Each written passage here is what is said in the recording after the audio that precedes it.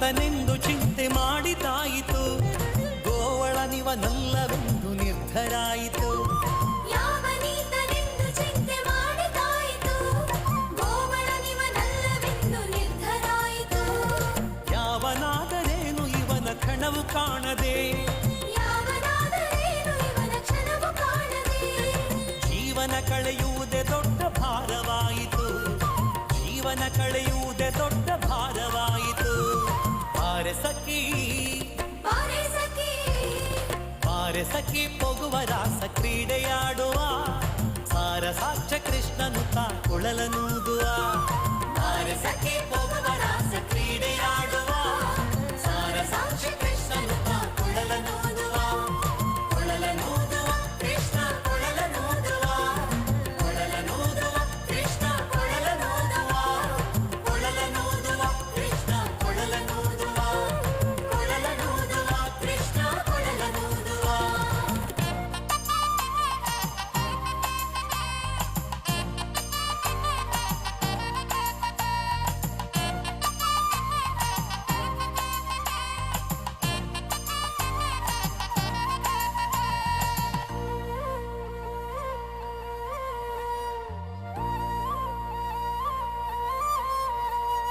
ಮಂದಹಾಸದಿಂದ ಸಕಲ ಜಗವ ಬೆಳಗುವ, ಚಂದ್ರನು ತಾನಿವನ ನೋಡಿ ಬಹಳ ನಾಚುವ. ಮಂದಹಾಸದಿಂದ ಸಕಲ ಜಗವ ಬೆಳಗುವ, ಚಂದ್ರನು ತಾನಿವನ ನೋಡಿ ಬಹಳ ನಾಚುವ.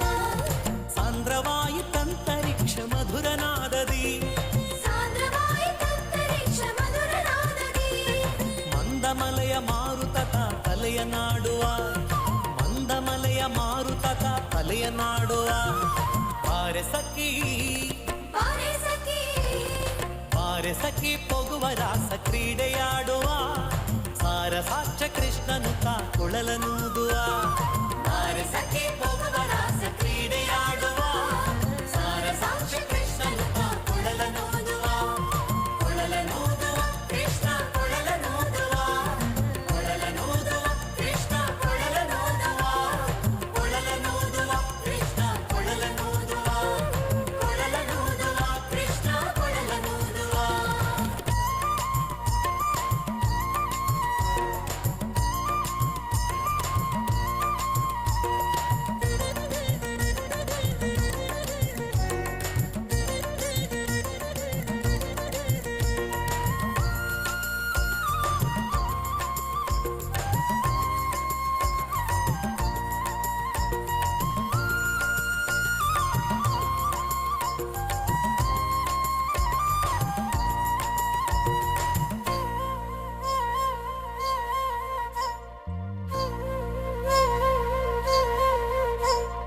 ನಾದದ ಸುದೆ ಸಾಗರದಲ್ಲಿ ತೇಲುವಂತಿದೆ, ಮಾಧವತಾ ಸುಧೆಯ ರಸವ ನೆರಚುವಂತಿದೆ. ನಾದದ ಸುದೆ ಸಾಗರದಲ್ಲಿ ತೇಲುವಂತಿದೆ, ಮಾಧವದ ಸುಧೆಯ ರಸವ ನೆರಚುವಂತಿದೆ. ಬಾಧಿಸುತಿಹ ಭವದ ತಾಪ ಒಡಗಿದಂತಿದೆ, ಬಾಧಿಸುತ್ತಿಹ ಭವದ ತಾಪ ಒಡಗಿದಂತಿದೆ. ಮಾದರಿ ಫಲ ರಾಸ ಕ್ರೀಡೆ ತೋರುವಂತಿದೆ, ಮಾದರಿ ಫಲ ರಾಸ ಕ್ರೀಡೆ ತೋರುವಂತಿದೆ. ಬಾರೆ ಸಖಿ, ಬಾರೆ ಸಖಿ, ಬಾರೆ ಸಖಿ ಹೋಗುವ ರಾಸ ಕ್ರೀಡೆಯಾಡುವ, ಸಾರ ಸಾಕ್ಷ್ಯ ಕೃಷ್ಣನು ತಾ ಕೊಳಲನೂದುವ. ಬಾರೆ ಸಖಿ ಹೋಗುವ ರಾಸ ಕ್ರೀಡೆಯಾಡುವ, ಸಾರ ಸಾಕ್ಷ್ಯ ಕೃಷ್ಣನು ತಾ ಕೊಳಲನೂದುವ. ಕೊಳಲನೂದುವ ಕೃಷ್ಣ ಕೊಳಲನೂದುವ, ಕೊಳಲನೂದುವ ಕೃಷ್ಣ ಕೊಳಲನೂದುವ, ಕೊಳಲನೂದುವ ಕೃಷ್ಣ ಕೊಳಲನೂದುವ, ಕೊಳಲನೂದುವ ಕೃಷ್ಣ ಕೊಳಲನೂದುವ.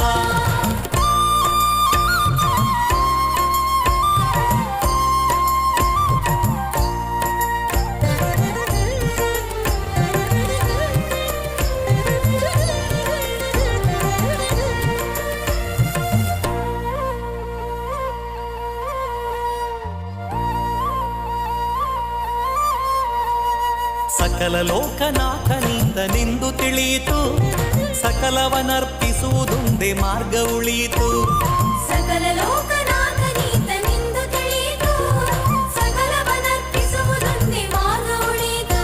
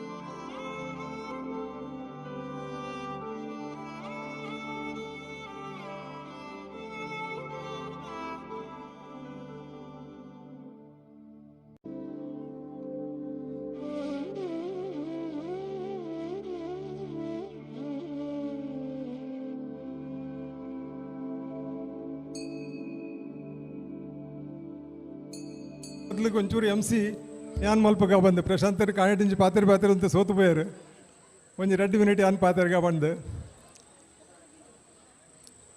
ಮುಲ್ಪ ಇತ್ತೆ ಖಂಡಿತವಾದ್ಲ ನಂಗೆ ಗೊತ್ತುಂಡು ಇನ್ನಿತ ನಾಟಕ ಕತೆ ಎಡ್ಡುಂಡು ಅವೇನು ತೂವರೆಗೆ ಸರಾದು ಮಾತಾಡಲ್ಲ ಆತರೋಡು ಉಳ್ಳರು ಅಂಡ್ ಐಟ್ ತುಂಬು ನಮ್ಮ ಒಂಜಿ ಎಲ್ಲಿಯ ಕಿರು ನಾಟಕ ಒಂದುಲ ಕಥೆನೇ ಆಂಡ ಒಂದು ಹಾಸ್ಯಮಯ ನಾಟಕತ್ತು ಒಂದು ಆಧ್ಯಾತ್ಮಿಕ ನಾಟಕ ಸತ್ಯನಾರಾಯಣನ ಸತ್ಯ ಕಥೆ ಸತ್ಯನಾರಾಯಣನ ರಹಸ್ಯ ಈ ನಾಟಕಡು ಒಂದು ಕಿರು ನಾಟಕ ತೊಜಪಾದು ಕೊರ್ಪೆರು ನಮ್ಮ ಸತ್ಯನಾರಾಯಣನ ಪೂಜೆ ಮಲ್ಪುವ ನಂಗೆ ಮಾತ್ರ ಎಲ್ಲ ಗೊತ್ತೈತಿ ಲೆಕ್ಕನೆ ಭಾರಿ ಭಕ್ತಿಡು ಶ್ರದ್ಧೆಡು ಆರಾಧನೆ ಮಲ್ಪುವ ಪೂಜೆ ಮಲ್ಪುವ ಕತೆ ಕೇನುವ ಆ ಸತ್ಯನಾರಾಯಣ ಏತ್ ಪೂಜೆ ಮಲ್ಪನಾಗ ವಾ ರೀತಿ ನಮ್ಮ ಅಲಂಕಾರ ಮಲ್ಪುವ ಶೃಂಗಾರ ಮಲ್ಪುವ ನಗ ಶಾಸ್ತ್ರಡ್ಲ ಬಂದ್ಪೇರು ನಾರಾಯಣ ದೇವರ ಅಲಂಕಾರ ಪ್ರಿಯ ಕೇವಲ ನಾರಾಯಣ ದೇವರತ್ತು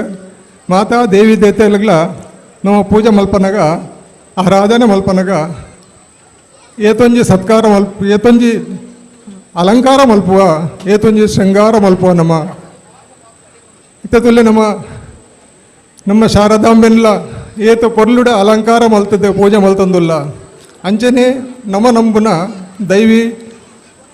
ದೈವರೆಗೂ ದೈವ ದೇವಲೆಗೂ ನಮ್ಮ ಪೂಜೆ ಮಲ್ಪನಾಗ ವಾ ರೀತಿ ನಮ್ಮ ಅಲಂಕಾರ ಮಲ್ತದೆ ಶೃಂಗಾರ ಮಲ್ತದೆ ಭಾರಿ ಭಕ್ತಿಡು ಆಗಲೇ ನೆನೆಯುವ ಸುಗಿಪುವ ಆಂಡ ನೆಟ್ಟು ಒಂಜಿ ವಿಷಯ ಉಂಡು ನಮ್ಮ ದೇಗ ಅಲಂಕಾರ ಆಗಲೇನು ಮಲ್ಪುವ ಬಾಹ್ಯ ರೀತಿಡು ಅಲಂಕಾರ ಮಲ್ಪುನ ಆ ದೇವಿ ದೇವತೆಲೆಗೂ ದೇವರಿಗೂ ನಿಜವಾದ್ಲ ಅಗತ್ಯ ಉಂಡ ದೇಗ ಪನ್ನಗ ನಮ್ಮನ ಇಷ್ಟ ದೇವಿರು ದೈವಿ ಪರಿವಾರ ದೇವಿ ದೇವತೆಲು ಅಗುಲು ಮಾತ ಸದ್ಗುಣಡು ಅಲಂಕಾರ ಆದುಲ್ಲೆರು ಶೃಂಗಾರ ಆದುಲ್ಲೆರು ಅವು ಶೃಂಗಾರಮಯ ಶೃಂಗಾರ ಭರಿತವಾದುಲ್ಲೆರು ಅಲಂಕಾರ ಭರಿತವಾದುಲ್ಲೆರು ಅಂಚಾದು ಪನಗ ಒಂದು ನಮ್ಮ ಒಂದು ಸಾಂಕೇತಿಕ ರೂಪಡು ನಮ್ಮ ಬಾಹ್ಯಡು ಅಗಲೇನು ಪೂತು ಸೀರೆಡು ಬಂಗಾರಡು ಅಲಂಕಾರ ಮಲ್ಪ ಒಂದು ನಮ್ಮ ಶ್ರದ್ಧೆ ಭಕ್ತಿ ಅಗಲ್ನ ಆ ಸದ್ಗುಣ ಆ ಸತ್ಕಾರ್ಯಲು ಮಲ್ದಿನ ಬಕ್ಕಗಲ್ನ ಶಕ್ತಿ ಅವು ಒಂಜಿ ವಾರೀತಿಡು ಉಂಡು ಅವು ಒಂಜಿ ನೆನಪಿಗೋಸ್ಕರ ನಮ್ಮ ಆ ಅಲಂಕಾರ ಮಲ್ತೊಂದುಲ್ಲ ಆಂಡ ದೇಗ ಪನ್ನಗ ನಮ್ಮ ಮನುಷ್ಯ ಮಾತ್ರರು ನಮ್ಮಡ ಅಂಚಿನ ಶಕ್ತಿ ಇಜ್ಜಿ ಅಂಚಿನ ಧ್ಯಾನ ಇಜ್ಜಿ ಅಂಚಿನ ಗುಣಲ ಇಜ್ಜಿ ಅದಕ್ಕೋಸ್ಕರ ಆ ದೇವಿ ದೇವತೆಲ್ನ ಗುಣಗಾನ ಮಲ್ತೊಂದು ನಮ್ಮ ಆಗಲಿನ ಅಲಂಕಾರ ಮಲ್ತಿದ್ದ ಪೂಜೆ ಮಲ್ಪುವ ದೇಗ ಪನ್ನಗ ನಮ್ಮಡ ಶಕ್ತಿ ದಾಂತಿನ ಆ ದೇವಿ ದೇವತೆಯಲ್ಲಿ ನಂಗೆ ಕೊರ್ಪೇರು ಪನ್ಪೇರು ನಂಗೆ ವಿಶ್ವಾಸ ಉಂಡು ನಮ್ಮಡ ದಾಂತಿನ ಶಕ್ತಿ ಅಗಲ್ಡ ಉಂಡು ಆ ಶಕ್ತಿ ನಂಗೆ ಕೊರ್ಪೇರು ಪಂದು ನಂಗೆ ಪೂರ ವಿಶ್ವಾಸ ಉಂಡು ಆಂಡ ಮುಲ್ಪ ಪರಂಪಿತ ಪರಮಾತ್ಮ ಶಿವ ಪನ್ಪೇರು ಮನುಷ್ಯಾತ್ಮ ಎಲ್ಲ ಮಾತೆರ್ಲ ಪರಂಪಿತ ಪರಮಾತ್ಮನ ಸೃಷ್ಟಿಡಿತ್ತಿನ ಮಾತಾ ಮನುಷ್ಯಾತ್ಮಲ್ಲ ಪರಂಪಿತ ಪರಮಾತ್ಮ ಶಿವನ ಜೋಕುಲು ನಮ್ಮ ಮಾತಾ ಆ ಶಿವ ಪರಮಾತ್ಮನ ಜೋಕುಲು ಆ ಪರಮಾತ್ಮ ಪನ್ಪೇರು ಪರಮಾತ್ಮನು ಮನಸ್ಸು ಬುದ್ಧಿಡು ಪೂರಾ ನಮ್ಮನ್ನು ನಮ್ಮ ಪರಮಾತ್ಮಗ ಅರ್ಪಣೆ ಮಲ್ತದು ಧ್ಯಾನ ಮಲ್ತಂಡ ಆ ಪರಮಾತ್ಮಲ್ಲಿ ನಂಗೆ ಆ ದೇವಿ ದೇವತೆಯಲ್ಲಿ ಹೆಂಚಿನ ಗುಣ ಉಂಡು ಆ ಹೆಂಚಿನ ಶಕ್ತಿ ಉಂಡು ಆಗಲ್ಲ ಹೆಂಚಿನ ವರ್ಚಸ್ಸುಂಡು ಅವು ಮಾತ್ರ ನಮ್ಮ ಮನುಷ್ಯಾತ್ಮಡ್ಲ ಬರ ಸಾಧ್ಯ ಉಂಡು ಅಂಡ ಅವು ಎಂಚ ಬರ್ಪಿನಿ ಐಕ್ ಒಬ್ಬೇ ಒಂಜಿ ನಮ್ಮ ಸಾಧನೆ ಮಲ್ಪುವ ಐಟ್ ಎಂಚಿನಾಡ್ಲ ಒಂಜಿ ವಿಧಿ ವಿಧಾನ ಉಂಡತೆ ಆ ವಿಧಿ ವಿಧಾನ ಆ ಸಾಧನೆ ಆ ದೇವರನ್ನು ನಮ್ಮ ಮನಸ್ಸು ಬುದ್ಧಿಡು ಆ ದೇವರನ್ನು ನೆನಪು ಮಲ್ಪನಾನೇ ಈ ಒಂದು ಮೆಡಿಟೇಷನ್ ರಾಜಯೋಗ ಮೆಡಿಟೇಷನ್ ಪನ್ಪುಂಡು ಪ್ರಜಾಪಿತ ಬ್ರಹ್ಮಕುಮಾರಿ ಈಶ್ವರೀಯ ವಿಶ್ವವಿದ್ಯಾಲಯ ಜಗತ್ತದ ಮಸ್ತೆ ಕಡಿಟ್ಟು ಭಾರತ ಬುಡ್ದು ಬೇತೆ ದೇಶಡ್ಲ ಮಸ್ತ್ ಕಡಿಟ್ಟು ನೆತ್ತ ಸಂಸ್ಥೆದ ನಾನಾ ಥರದ ಕೇಂದ್ರಲುಲ್ಲ ಒಂದು ವಿಶ್ವದ ಸಮಸ್ತ ಆತ್ಮಗೂ ನಮ್ಮ ಒಂದು ಸಂದೇಶ ಕೊರೊಂದುಲ್ಲ ನಂಕಲ ಆ ದೇವಿ ದೇವತೆಲ್ಲ ಗುಣ ಆ ಶಕ್ತಿ ಆ ವರ್ಚಸ್ಸು ಖಂಡಿತ ಬರ ಸಾಧ್ಯ ಉಂಡು ಆ ವಿಧಾನಡು ಮಲ್ತಂಡ ಅದಕ್ಕೋಸ್ಕರ ಅಲ್ಪ ಈ ಕೇಂದ್ರಲ್ನ ಶಾಖೆ ಉಂಡು ಆ ಸಂಸ್ಥೆದ ಶಾಖೆ ಉಂಡು ಅಂಚನೆ ಇತ್ತೆ ಒಂಜಿ ಎಲ್ಲೆ ಮಟ್ಟಿಡು ನಮ್ಮ ಮುಲ್ಪಲ ಒಂಜಿ ನಮ್ಮ ಈ ಗ್ರಾಮಡುಲ ಬೋಡು ಪಂಡು ಆ ಮೆಡಿಟೇಷನ್ ಸೆಂಟರ್ ಬರಿಟೆ ಉಂಡು ಐತ ಒಂಜಿ ಟ್ರಯಲ್ ರೂಪೊಟ್ಟು ನೆಟ್ಟೆ ಒಂಜಿ ನಮ್ಮ ಸ್ಟಾಲ್ ಪಾಡ್ದ ಆ ಸ್ಟಾಲ್ಗೆ ನಮ್ಮ ಉತ್ಸವ ಸಮಿತಿದ ದಗುಲು ಅವಕಾಶ ಕೊಡ್ತಾರೆ ನಂಗೆ ಕೊಂಜಿ ಪರಮಾತ್ಮನ ಸಂದೇಶ ಕೊರೆ ನೆಟ್ಟ ಈ ಜಾಗಡಿ ಪುಣ್ಯ ಜಾಗಡು ಅಗಲಿಗೆ ನಮ್ಮ ಪದಾಧಿಕಾರಿಗಳಿಗೆ ಅಧ್ಯಕ್ಷರಿಗೆ ಬಕ ಮಾತ ಸದಸ್ಯರಿಗೆಲ್ಲ ಈ ಕಾರ್ಯಕಾರಿ ಸಮಿತಿದ ಉತ್ಸವ ಸಮಿತಿದ ಎಂಕಲ್ನ ತುಂಬು ಹೃದಯದ ಕೃತಜ್ಞತೆಗಳು ಇತ್ತೆ ಆ ರಾಜಯೋಗ ಮೆಡಿಟೇಷನ್ ಅವೇ ಬಗ್ಗೆಡು ಸತ್ಯನಾರಾಯಣ ಸತ್ಯಕಥೆ ಈ ನಾಟಕ ಒಂದುಂಡು ಅವೇ ವಿಷಯದ ಮಿತ್ತು ಅವೇ ವಿಷಯದ ಒಂದು ರಹಸ್ಯಮಯ ಒಂದು ಕತೆ ಅಂದು ಪನೋಲಿ ಆ ಕತೆ ತೂದು ನಿಗುಲು ಮಾತೆಲ್ಲ ಖುಷಿ ಪಡುವರು ಪನ್ಪಿನ ಎಂಕಲೆಗೆ ಪೂರ್ಣ ಭರವಸೆ ಉಂಡು ಇತ್ತೆ ಆ ಕತೆ ಶುರು ಹಾಕೊಂಡು ಒಂದು ಪ್ರಜಾಪಿತ ಬ್ರಹ್ಮಕುಮಾರಿ ಈಶ್ವರಿ ವಿಶ್ವವಿದ್ಯಾಲಯದ ಸದಸ್ಯರು ಈ ಕಥೆಯನ್ನು ನಿಗಲ್ನ ಎದುರುಡು ತ್ವಜಿಪಾದು ಕೊರ್ಪೇರು ಅವು ನಿಗುಲು ಮುಲ್ಪ ಆ ಕಥೆತ ಪೂರ ಆನಂದ ಪಡೆಯೊಂದು ಆ ಕತೆ ಮಲ್ಪನ ಟೀಮುಗಳ ಆ ಸದಸ್ಯರಿಗೆಲ್ಲ ಪೂರ ಸಹಕಾರ ಕೊರದು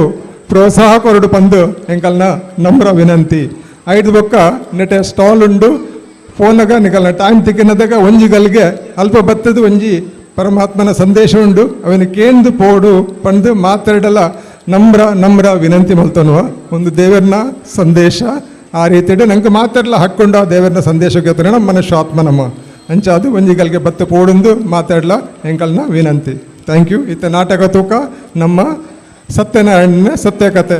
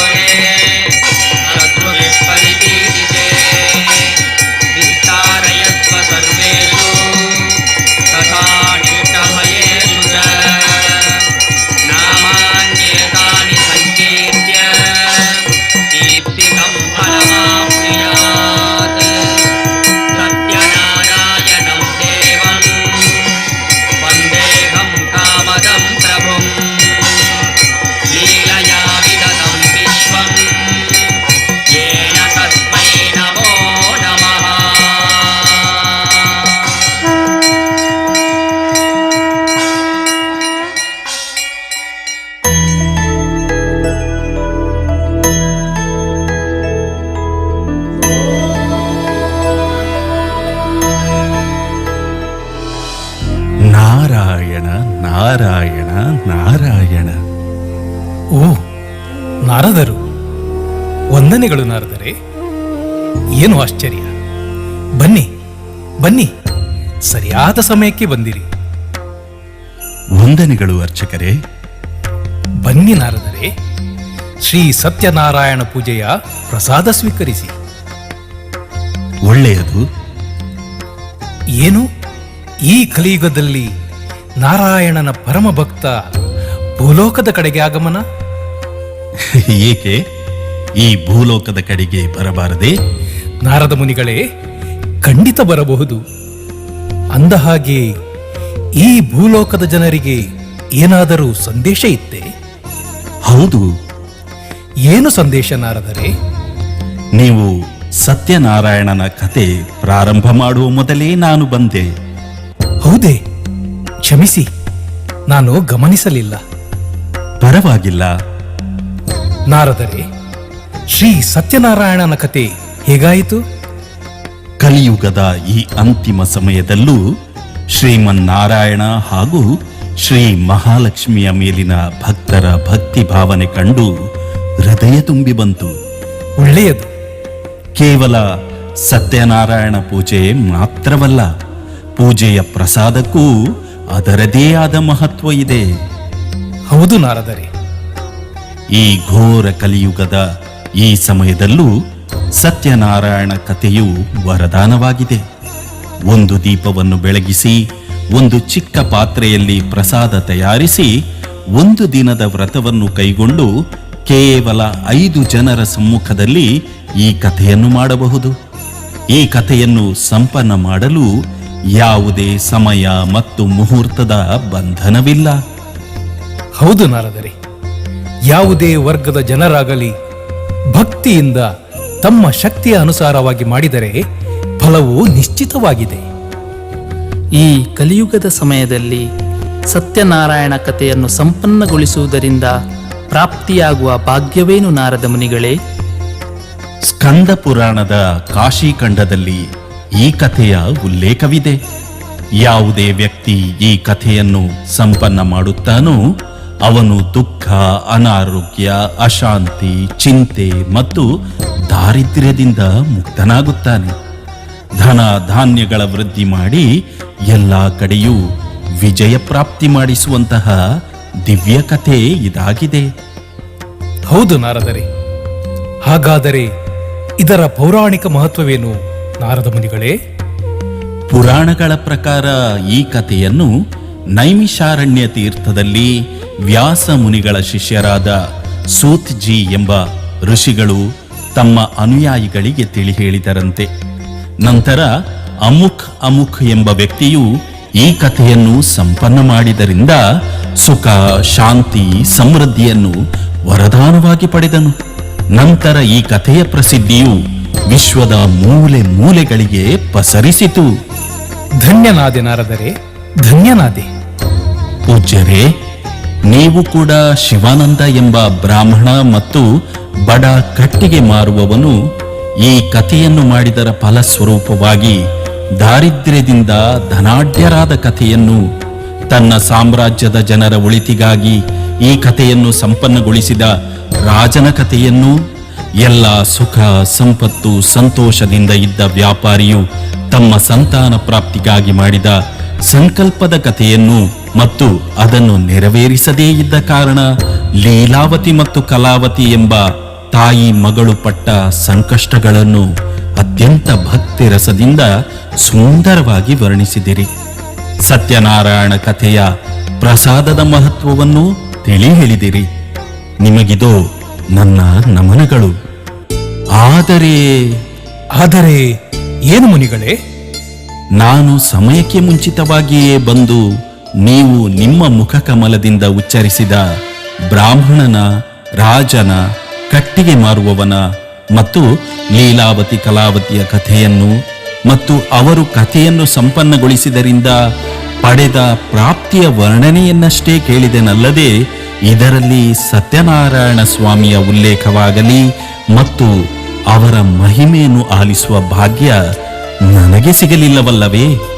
ಹಾಗಾದರೆ ಆ ಪಾತ್ರಗಳು ಶ್ರವಣ ಮಾಡಿದ ಇಷ್ಟು ಉನ್ನತಿಯನ್ನು ಪ್ರಾಪ್ತಿ ಮಾಡಿಸುವಂತಹ ಕಥೆಯಾದರೂ ಯಾವುದು ಮತ್ತು ಅವರು ಕೈಗೊಂಡ ವ್ರತವಾದರೂ ಯಾವುದು ಎಂಬುದನ್ನು ವರ್ಣಿಸಬಹುದೇ ಮಹನೀಯರೇ?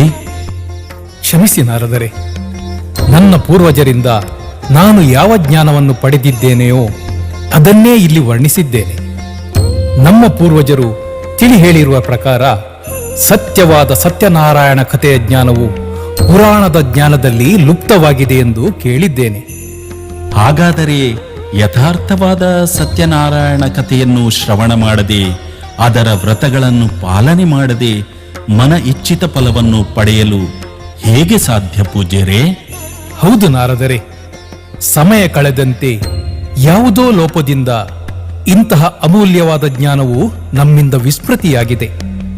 ಆದ್ದರಿಂದ ಯಥಾರ್ಥ ಫಲವನ್ನು ಭಕ್ತರಿಗೆ ಪಡೆಯಲು ಸಾಧ್ಯವಾಗುತ್ತಿಲ್ಲ ಎಂದೆನಿಸುತ್ತಿದೆ.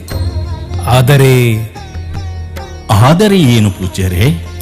ಶ್ರೀಮನ್ನಾರಾಯಣನ ಪರಮ ಭಕ್ತರಾದ ನೀವು ತ್ರಿಲೋಕ ಸಂಚಾರಿ ಹಾಗೂ ತ್ರಿಕಾಲಜ್ಞಾನಿಯಾಗಿರುವ ನಿಮ್ಮಿಂದ ಈ ಯಥಾರ್ಥ ಜ್ಞಾನವನ್ನು ಪಡೆಯುವ ಭಾಗ್ಯ ನಮ್ಮದಾದರೆ ನಾನು ಮತ್ತು ನೆರೆದಿರುವ ಈ ಭಕ್ತ ಸಮಾಜವು ಧನ್ಯರಾಗುತ್ತಿತ್ತು. ನಿಮ್ಮ ಕೃಪೆಯನ್ನು ಅಪೇಕ್ಷಿಸುತ್ತೇನೆ ಪೂಜ್ಯರೇ. ಆಗಲಿ, ನಿಮ್ಮ ಇಚ್ಛೆಯಂತೆ ಈ ಕಥೆಯನ್ನು ಆ ಪರಮಪಿತ ಪರಮಾತ್ಮನ ದಿವ್ಯ ಸ್ಮರಣೆಯೊಂದಿಗೆ ನಿಮ್ಮ ಮುಂದೆ ಪ್ರಸ್ತುತಪಡಿಸಲು ಇಚ್ಛಿಸುತ್ತೇನೆ. ಈ ಕಥೆಯು ಸೃಷ್ಟಿಯ ಆದಿ, ಮಧ್ಯ ಮತ್ತು ಅಂತ್ಯದ ರಹಸ್ಯವನ್ನು ತಿಳಿಸುವ ಕಥೆಯಾಗಿದೆ. ಭಾರತದ ಉತ್ಥಾನ ಮತ್ತು ಪತನದ ಕಥೆಯಾಗಿದೆ. ಅಧರ್ಮದ ಮೇಲೆ ಧರ್ಮದ ವಿಜಯದ ಕಥೆಯಾಗಿದೆ. ಎಲ್ಲ ಆತ್ಮರುಗಳಿಗೆ ಮುಕ್ತಿ, ಜೀವನ್ಮುಕ್ತಿಯನ್ನು ನೀಡುವ ಕಥೆಯಾಗಿದೆ. ನರನಿಂದ ಶ್ರೀ ನಾರಾಯಣ ಮತ್ತು ನಾರಿಯಿಂದ ಶ್ರೀ ಮಹಾಲಕ್ಷ್ಮಿಯನ್ನಾಗಿಸುವ ಕಥೆಯಾಗಿದೆ. ಅರ್ಚಕರೇ, ಜಗತ್ತು ವರ್ತಮಾನ ಸಮಯ ಕಲಿಯುಗದಲ್ಲಿ ಇದೆ. ಕಲಿಯ ದುಃಖದ ಯುಗ ಬರುವ ಮೊದಲು ಭೂಮಿಯ ಮೇಲೆ ದ್ವಾಪರಾಯುಗವಿತ್ತು. ದ್ವಾಪರಾಯುಗಕ್ಕಿಂತ ಮೊದಲು ಶ್ರೀರಾಮನ ತ್ರೇತಾಯುಗವಿತ್ತು. ಅದಕ್ಕಿಂತಲೂ ಮೊದಲು ಸತ್ಯಯುಗ ಇತ್ತು. ಅದೇ ಶ್ರೀ ಸತ್ಯನಾರಾಯಣನ ಸತ್ಯಯುಗವಾಗಿತ್ತು.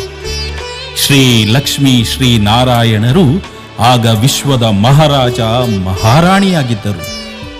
ಹೌದೇ ನಾರದರೆ? ಅದು ಈ ಜಗತ್ತಿನ, ಈ ಭೂಮಿಯ ಮೇಲಿನ, ಅದರಲ್ಲಿ ಈ ಪವಿತ್ರ ಭಾರತದ ಮೊದಲ ಯುಗವಾಗಿತ್ತು. ಅಲ್ಲಿ ಲೋಕ ಪರಿಪಾಲಕ ಶ್ರೀ ಚತುರ್ಭುಜ ಮಹಾವಿಷ್ಣು ಶ್ರೀ ಲಕ್ಷ್ಮೀ ನಾರಾಯಣ ಆಗಿ ಆಳ್ವಿಕೆ ಮಾಡಿದರು. ಯಥಾ ರಾಜ ತಥಾ ಪ್ರಜಾ ಎನ್ನುವ ಹಾಗೆ ಸಕಲ ಕಲಾ ಸಂಪನ್ನರಾದ ಸಂಪೂರ್ಣ ನಿರ್ವಿಕಾರಿ ಶ್ರೀ ಲಕ್ಷ್ಮೀ ನಾರಾಯಣರು 100% ಧರ್ಮ, ಸುಖ, ಶಾಂತಿ, ಆನಂದ, ಆರೋಗ್ಯ, ಆಯುಷ್ಯ ಮತ್ತು ಸಂಪತ್ತಿನಿಂದ ಜಗತ್ತನ್ನು ಆಳುತ್ತಿದ್ದರು. ಹೌದೇ? ಯಾವುದೇ ಅಪ್ರಾಪ್ತಿ ಇಲ್ಲದ ಸಂಪೂರ್ಣ ಸಂತುಷ್ಟ ಸೂರ್ಯವಂಶಿ ದೇವತೆಗಳ ಒಂದೇ ದೇಶ, ಒಂದೇ ಭಾಷೆ, ಅಹಿಂಸೆಯ ಯುಗ ಅದಾಗಿತ್ತು. ಹೌದೇ ನಾರದರೆ? ತದನಂತರ ಸತ್ಯಯುಗ ಕಳೆದು ತ್ರೇತಾಯುಗ ಬಂತು. ಆಗ ಶ್ರೀಮನ್ನಾರಾಯಣ ಶ್ರೀರಾಮನಾಗಿ, ಶ್ರೀ ಲಕ್ಷ್ಮೀ ಶ್ರೀ ಸೀತೆಯಾಗಿ ಪುನಃ ರಾಜ್ಯಭಾರ ಮಾಡಿದರು. ಹೌದೇ? ಸತ್ಯ ಮತ್ತು ತ್ರೇತಾಯುಗ ಸುಖ ಶಾಂತಿಯ ಯುಗ ಆಗಿತ್ತು. ಅದನ್ನು ರಾಮರಾಜ್ಯ, ಸ್ವರ್ಗ, ಸ್ವರ್ಣಿಮ ಯುಗ ಎಂದು ಭಕ್ತ ಜನರು ಕೊಂಡಾಡುತ್ತಾರೆ. ಹೌದು ನಾರದರೆ. ಕಾಲಚಕ್ರ ತಿರುಗಿ ಸತ್ಯ ತ್ರೇತ ಕಳೆದು ದ್ವಾಪರಾಯುಗ ಬಂತು. ದ್ವಾಪರ ಕಳೆದು ಕಲಿಯುಗ ಬಂತು. ಈಗ ಜಗತ್ತು ಘೋರ ಕಲಿಯುಗದಲ್ಲಿದೆ. ಇಲ್ಲಿ ಸುಖ ಕಡಿಮೆ, ದುಃಖ ಜಾಸ್ತಿ. ಆದರೂ ಸತ್ಯಯುಗದ ಶ್ರೀ ಸತ್ಯನಾರಾಯಣ ಶ್ರೀ ಲಕ್ಷ್ಮೀ ಅವರನ್ನು ಭಕ್ತರು ಕಲಿಯುಗದ ಅಂತಿಮ ಸಮಯದಲ್ಲೂ ಅವರಿಗೆ ಅಗ್ರಸ್ಥಾನ ಕೊಟ್ಟು ಪ್ರತಿ ಶುಭ ಕಾರ್ಯದಲ್ಲಿ ಅವರನ್ನು ಶ್ರದ್ಧೆಯಿಂದ ಪೂಜಿಸಿ ಭಜಿಸುತ್ತಾರೆ. ನಾರದರೆ, ಸೃಷ್ಟಿಯ ಆದಿಯಲ್ಲಿ ಸತ್ಯಯುಗವಿತ್ತು. ಈಗ ನಾವು ಕಲಿಯುಗದಲ್ಲಿದ್ದೇವೆ. ಹಾಗಾದರೆ ಈ ಕಲಿಯುಗ ಕಳೆದು ಇನ್ನೊಮ್ಮೆ ಸತ್ಯನಾರಾಯಣನ ಸತ್ಯಯುಗ ಬರಲಿದೆಯೇ? ಹೌದು ಪೂಜ್ಯರೇ. ಸೃಷ್ಟಿಯಲ್ಲಿ ಸಮಯ ಚಕ್ರದ ರೂಪದಲ್ಲಿ ತಿರುಗುತ್ತಿರುತ್ತದೆ. ಹೇಗೆ ಒಂದು ದಿನದಲ್ಲಿ ಸಮಯವು ಬೆಳಿಗ್ಗೆ, ಮಧ್ಯಾಹ್ನ, ಸಂಜೆ ಮತ್ತು ರಾತ್ರಿ ಕಳೆದು ಪುನಃ ಬೆಳಿಗ್ಗೆಯಾಗುತ್ತದೆಯೋ ಅದೇ ರೀತಿ ವಾರಗಳು, ತಿಂಗಳುಗಳು, ಋತುಗಳು ಮತ್ತು ಸಂವತ್ಸರಗಳು ಸಮಯಾನುಸಾರವಾಗಿ ಪುನರಾವರ್ತನೆಯಾಗುತ್ತಿರುತ್ತದೆ. ಈ ಸೃಷ್ಟಿ ಚಕ್ರವು 5,000 ವರ್ಷಗಳದ್ದಾಗಿದ್ದು 4 ಯುಗಗಳನ್ನು ಹೊಂದಿದೆ. ಅದನ್ನು ಒಂದು ಕಲ್ಪ ಎಂದು ಕರೆಯಲಾಗುತ್ತದೆ. ಚಕ್ರಾಕಾರವಾಗಿ ತಿರುಗುವ ಸಮಯದ ನಿಯಮದ ಪ್ರಕಾರ ಕಲಿಯುಗ ಕಳೆದು ಸತ್ಯಯುಗವೇ ಬರಬೇಕಲ್ಲವೇ ಅರ್ಚಕರೇ? ಹೇಗೆ ಒಂದು ಘೋರ ಅಂಧಕಾರದ ರಾತ್ರಿಯ ನಂತರ ಸುಂದರ ಸ್ವರ್ಣಿಮ ಮುಂಜಾನೆಯ ಉದಯವಾಗುತ್ತದೆ, ಅಂದರೆ ರಾತ್ರಿ ಕಳೆದು ಹಗಲು ಬರುವ ಹಾಗೆ. ಹಾಗಾದರೆ ಶ್ರೀ ಸತ್ಯನಾರಾಯಣನ ಸತ್ಯಯುಗ ಇನ್ನೊಮ್ಮೆ ಬರಲಿದೆಯೇ? ಆದರೆ ಇದು ಹೇಗೆ ಸಾಧ್ಯ? ಈ ಘೋರ ಕಲಿಯುಗದಲ್ಲಿ ಅಧರ್ಮ, ಅಶಾಂತಿ, ದುಃಖದ ಸಾಮ್ರಾಜ್ಯವಿರುವಾಗ ಕಲಿಯುಗದಿಂದ ಸತ್ಯಯುಗಕ್ಕೆ ಪರಿವರ್ತನೆ ಹೇಗೆ ಸಾಧ್ಯ ಮಹಾಮುನಿಗಳೇ? ಇಂತಹ ಮಹಾಪರಿವರ್ತನೆ? ಹೌದು ಬ್ರಾಹ್ಮಣ ಶ್ರೇಷ್ಠರೇ, ಈ ವಿಶ್ವವು ಒಂದು ಮಹಾಪರಿವರ್ತನೆಯ ಅಂಚಿನಲ್ಲಿ ಬಂದು ನಿಂತಿದೆ. ಈ ಸೃಷ್ಟಿಯಲ್ಲಿ ಪಾತ್ರ ಮಾಡುತ್ತಿರುವ ಎಲ್ಲ ಆತ್ಮಗಳು ಮತ್ತು ಪ್ರಕೃತಿಯು ತಮೋಪ್ರಧಾನವಾಗಿದೆ. ಈ ಸಮಯದಲ್ಲಿ ಭೂಮಿಯಲ್ಲಿ ಅನ್ಯಾಯ, ಅಧರ್ಮ, ಅನಾಚಾರ ಮಿತಿ ಮೀರುತ್ತಿದೆ. ಅತಿಯ ನಂತರ ಅಂತ್ಯ ನಿಶ್ಚಿತವಲ್ಲವೇ? ಪರಿವರ್ತನೆ ಮತ್ತು ಪುನರಾವರ್ತನೆ ಜಗದ ನಿಯಮವಾಗಿದೆ. ಹಾಗಾದರೆ ಈ ಮಹಾಪರಿವರ್ತನೆಯನ್ನು ಮಾಡುವವರು ಯಾರು? ಕಲಿಯುಗ ಮತ್ತು ಸತ್ಯಯುಗದ ಮಧ್ಯದಲ್ಲಿ ಒಂದು ಸಣ್ಣದಾದ ಯುಗವಿದೆ. ಅದನ್ನೇ ಸಂಗಮ ಯುಗ ಎಂದು ಕರೆಯುತ್ತಾರೆ. ಈ ಸಮಯದಲ್ಲೇ ಪರಮಾತ್ಮನು ಈ ಭೂಮಿಯಲ್ಲಿ ಅವತರಣೆಯಾಗಿ ತಮೋ ಪ್ರಧಾನವಾಗಿರುವ ಪ್ರಕೃತಿ ಮತ್ತು ಆತ್ಮರುಗಳನ್ನು ಜ್ಞಾನ ಮತ್ತು ಯೋಗದ ಬಲದಿಂದ ಸತೋಪ್ರಧಾನರನ್ನಾಗಿಸುವ ತಮ್ಮ ದಿವ್ಯ ಕರ್ತವ್ಯವನ್ನು ಮಾಡುತ್ತಾರೆ. ಆದುದರಿಂದ ಈ ಯುಗವನ್ನು ಪುರುಷೋತ್ತಮ ಸಂಗಮ ಯುಗ ಎಂದೂ ಕರೆಯುತ್ತಾರೆ. ಇದೇ ಯುಗ ಪರಿವರ್ತನೆಯ ಸಮಯವಾಗಿದೆ. ಇದು ಭೂಮಿಯಲ್ಲಿ ಪರಮಾತ್ಮನ ಅವತರಣೆಯ ಸಮಯವಾಗಿದೆ.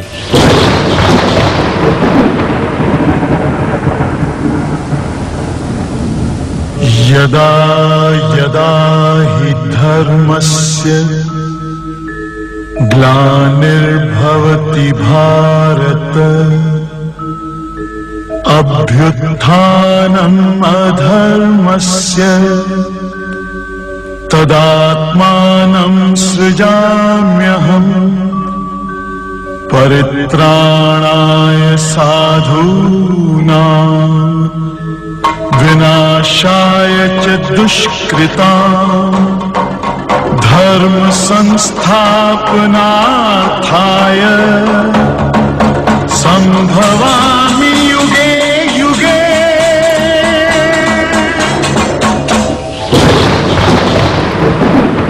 ಜ್ಞಾನಸ್ವರೂಪ ಶಿವೋಹಂ ಶಕ್ತಿ ಸ್ವರೂಪ ಶಿವೋಹಂ ಪ್ರಕಾಶ ಸ್ವರೂಪ ಶಿವೋಹಂ.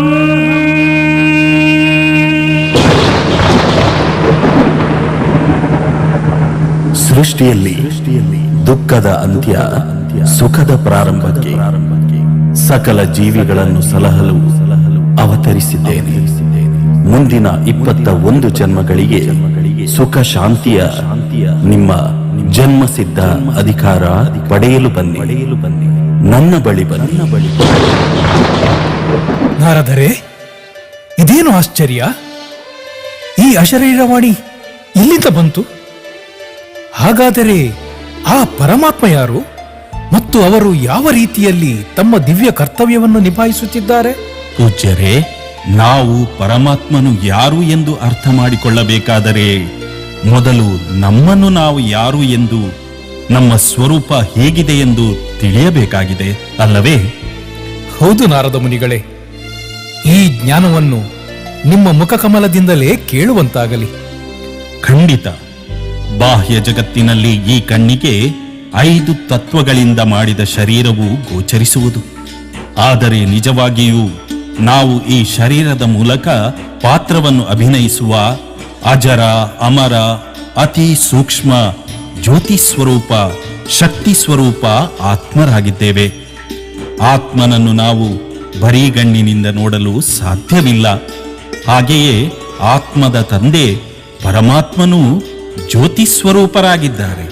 ಜ್ಯೋತಿಷಾಮಪಿತ ಜ್ಯೋತಿ ತಮಸಃ ಪರಮುಚ್ಯತೆ.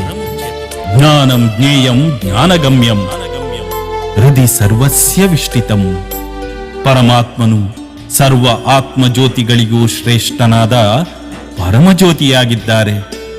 ಜ್ಯೋತಿ ಸ್ವರೂಪನಾದ ಪರಮಾತ್ಮನನ್ನು ಜ್ಞಾನ ಮತ್ತು ಯೋಗದ ಮೂಲಕ ಮಾತ್ರ ಅರಿಯಲು ಸಾಧ್ಯ. ಅಂದರೆ ಹೇಗೆ ಆತ್ಮಗಳು ಜ್ಯೋತಿ ಸ್ವರೂಪವಾಗಿವೆಯೋ ಹಾಗೆಯೇ ಪರಮಾತ್ಮನು ಜ್ಯೋತಿ ಸ್ವರೂಪವಾಗಿದ್ದಾರೆ. ಅವರನ್ನು ಶಿವ ಎಂದು ಕರೆಯುತ್ತಾರೆ. ಭಕ್ತಿಯಲ್ಲಿ ಅವರನ್ನು ಲಿಂಗದ ಸ್ವರೂಪದಲ್ಲಿ ಪೂಜಿಸುತ್ತಾ ಬಂದಿದ್ದೇವೆ. ಅದರಲ್ಲಿ 12 ಜ್ಯೋತಿರ್ಲಿಂಗಗಳು ಪ್ರಮುಖವಾಗಿವೆ. ಜ್ಯೋತಿ ಸ್ವರೂಪನಾದ ಶಿವ ಪರಮಾತ್ಮನನ್ನು ಲಿಂಗ ರೂಪದಲ್ಲಿ ಪೂಜೆ ಮಾಡಿದ ಪ್ರತೀಕವೇ ಜ್ಯೋತಿರ್ಲಿಂಗವಾಗಿದೆ. ಶಿವ ಎಂದರೆ ಕಲ್ಯಾಣಕಾರಿ, ಅಶರೀರಿ, ಅಯೋನಿಜ, ಅಭೋಕ್ತ, ಅಕಾಯ, ಅಂದರೆ ಜನನ ಮರಣದ ಚಕ್ರದಲ್ಲಿ ಬರದವನು ಎಂದು. ಅವರೇ ಮೃತ್ಯುಂಜಯ, ಅವರೇ ಸ್ವಯಂಭೂ, ಅಂದರೆ ಸ್ವಯಂ ಪ್ರಕಟವಾದವರು. ಅವರಿಗೆ ಯಾರೂ ತಂದೆ ತಾಯಿಯರಿಲ್ಲ. ಅವರೇ ಸತ್ಯ ಜ್ಞಾನವನ್ನು ನೀಡಿದವರು. ಅದಕ್ಕೆ ಅವರನ್ನು ಸತ್ಯಂ ಶಿವಂ ಸುಂದರಂ ಎಂದು ಕರೆಯುತ್ತಾರೆ. ಹಾಗಾದರೆ ಜ್ಯೋತಿ ಸ್ವರೂಪನಾದ ಶಿವ ಪರಮಾತ್ಮನು ತನ್ನ ಕರ್ತವ್ಯವನ್ನು ಯಾವ ರೀತಿಯಲ್ಲಿ ಸಂಪನ್ನಗೊಳಿಸುತ್ತಿದ್ದಾರೆ? ಆ ಶಿವ ಪರಮಾತ್ಮರನ್ನು ತ್ರಿಮೂರ್ತಿ ಶಿವ ಎಂದು ಕರೆಯುತ್ತಾರೆ. ಅವರು ಬ್ರಹ್ಮನ ಮೂಲಕ ಸ್ಥಾಪನೆ, ಶಂಕರನ ಮೂಲಕ ವಿನಾಶ ಮತ್ತು ನಿಕಟ ಭವಿಷ್ಯದಲ್ಲಿ ಸ್ಥಾಪನೆಯಾಗುವ ಸತ್ಯಯುಗದಲ್ಲಿ ವಿಷ್ಣುವಿನ ಮೂಲಕ ಪಾಲನೆಯ ಕರ್ತವ್ಯವನ್ನೂ ಮಾಡುತ್ತಾರೆ. ಪ್ರಸ್ತುತ ಸಮಯದಲ್ಲಿ ಶಿವ ಪರಮಾತ್ಮನು ನಾರಾಯಣನ ಅಂತಿಮ ಜನ್ಮದ ಶರೀರದಲ್ಲಿ ಪರಕಾಯ ಪ್ರವೇಶ ಮಾಡಿ ಅವರಿಗೆ ಬ್ರಹ್ಮ ಎಂಬ ಹೆಸರನ್ನು ನೀಡಿ ಅವರ ಮೂಲಕ ಸೃಷ್ಟಿಯ ಸ್ಥಾಪನೆಯ ಕಾರ್ಯವನ್ನು ಸಂಪನ್ನಗೊಳಿಸುತ್ತಿದ್ದಾರೆ. ಜನುಮ ಜನುಮಗಳಿಂದ ಕಾಮ, ಕ್ರೋಧ, ಲೋಭ, ಮೋಹ ಮತ್ತು ಅಹಂಕಾರವೆಂಬ 5 ವಿಕಾರಗಳಿಗೆ ಸಿಲುಕಿರುವ ಆತ್ಮರುಗಳಿಗೆ ಕರ್ಮ, ಅಕರ್ಮ, ವಿಕರ್ಮಗಳ ಜ್ಞಾನವನ್ನು ನೀಡಿ ಮುಕ್ತಿ ಮತ್ತು ಜೀವನ್ಮುಕ್ತಿ ವರದಾನವನ್ನು ನೀಡುತ್ತಿದ್ದಾರೆ. ಶಿವ ಪರಮಾತ್ಮನು ಬ್ರಹ್ಮಮುಖ ಕಮಲದಿಂದ ಉಚ್ಚರಿಸಿದ ಶ್ರೇಷ್ಠ ಜ್ಞಾನವೇ ನಿಜವಾದ ಸತ್ಯನಾರಾಯಣನ ಕಥೆಯಾಗಿದೆ. ಸರ್ವಧರ್ಮಾನ್ ಪರಿತ್ಯಜ್ಯ ಮಾಮೇಕಂ ಶರಣಂ ವ್ರಜ ಅಹಂ ತ್ವಂ ಸರ್ವ ಪಾಪೇಭ್ಯೋ ಮೋಕ್ಷಾಪಿದ್ಯಾಮಿ ಮಾ ಶುಚಃ. ಪರಮಾತ್ಮ ಹೇಳುತ್ತಾರೆ, ಯಾರು ಈ ದೇಹ ಮತ್ತು ದೇಹದ ಧರ್ಮಗಳನ್ನು ತ್ಯಜಿಸಿ ತನ್ನನ್ನು ಆತ್ಮ ಎಂದು ತಿಳಿದು ನನ್ನನ್ನು ನೆನಪು ಮಾಡುತ್ತಾರೋ ಅವರಿಗೆ ನಾನು ಜನುಮ ಜನುಮದ ಪಾಪಗಳಿಂದ ಮುಕ್ತಗೊಳಿಸಿ ಮುಕ್ತಿ, ಜೀವನ್ಮುಕ್ತಿಯನ್ನು ವರದಾನವಾಗಿ ನೀಡುತ್ತೇನೆ. ಇದೇ ರಾಜಯೋಗವಾಗಿದೆ.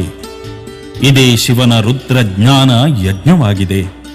ಈ ಜ್ಞಾನ ಯೋಗದ ಬಲದಿಂದಲೇ ವಿನಾಶ ಜ್ವಾಲೆ ಪ್ರಜ್ವಲಿತವಾಗಲಿದೆ.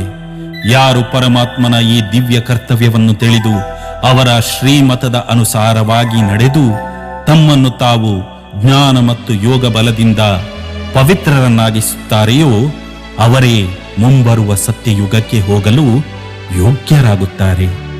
ಶ್ರೀ ಲಕ್ಷ್ಮೀ ಮತ್ತು ನಾರಾಯಣರು ಈ ಜ್ಞಾನ ಮತ್ತು ಯೋಗದ ಪುರುಷಾರ್ಥದಿಂದಲೇ ಸತ್ಯಯುಗದ ರಾಜ್ಯಭಾಗ್ಯವನ್ನು ಪಡೆದರು.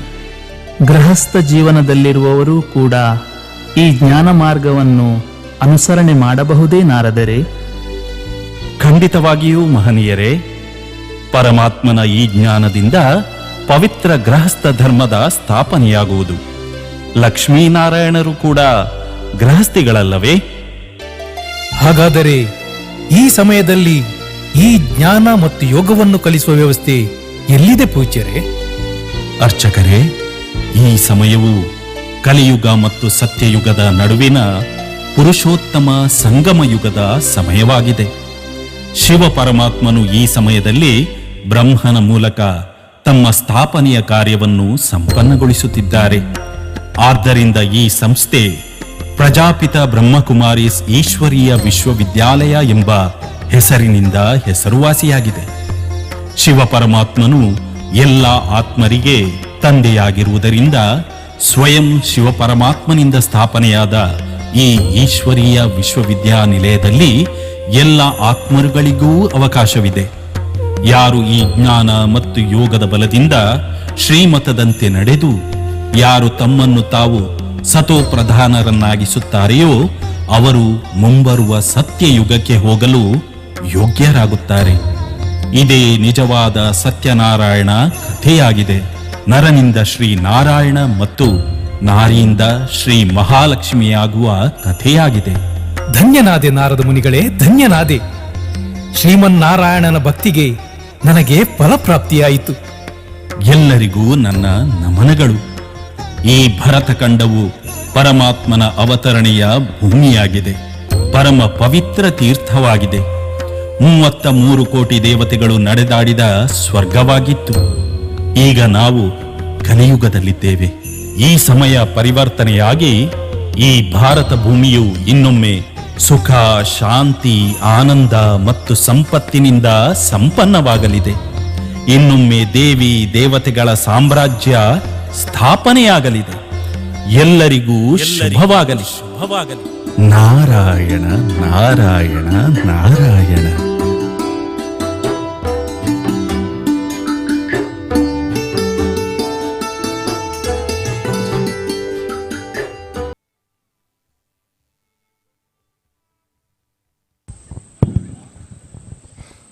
ಭಟ್ರು ಪ್ರಸಾದ ಕೊರಪೇರು ಒಂಜಿ 2 ಜನ ಏರ್ಲ ದಂಪತಿ ನಕುಲು ಬತ್ತದು ನೆಟ್ಟೆ ಬತ್ತದು ಪ್ರಸಾದ ಗೆತ್ತನೋಡು ಬಂದದು ಎಂಕುಲು ವಿನಂತಿ ಮಲ್ತಂದುಲ್ಲ.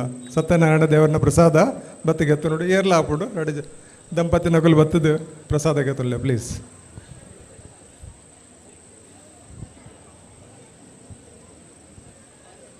ಬಲೆ ಬಲೆ ತೊಂದರೆ.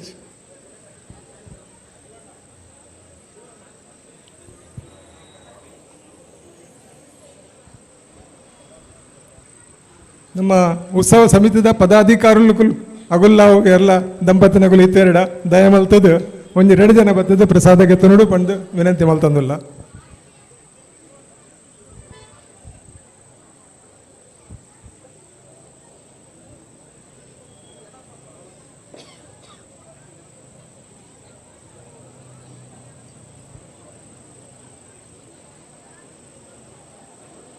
ಬಲೆ ಬಲೆ ಬಲೆ ಬಲೆ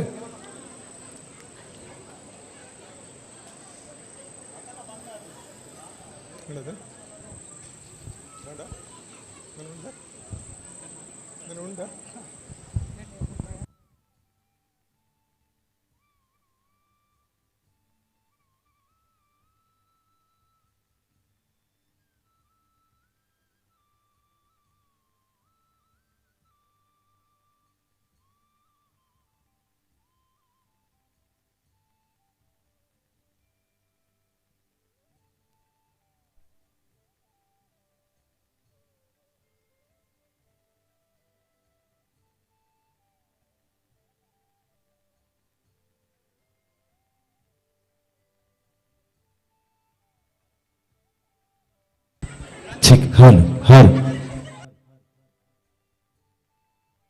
ಚೆಕ್ ಹಾಲು ಹಾಲು.